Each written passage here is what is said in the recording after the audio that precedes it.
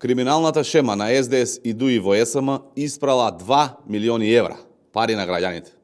Во 2023 година, под раководство поставено од тогашната власт на СДС и ДУИ, во СМ бил наместен тендер вреден 8 милиони евра.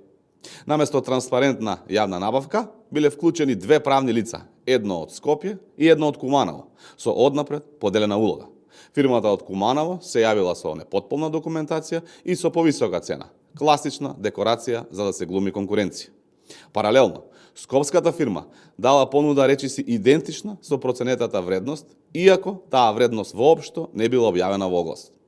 Потоа, за да се испере трагата, осомничените пуштале во оптек и примале и пренесувале средства во вредност од 2 милиони евра, што е основ за кривично дело перење пари.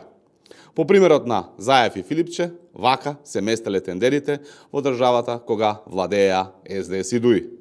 Од СДС и ДУИ молк, ниту оградување, ниту дистанцирање, туку напротив, штитење на криминалот.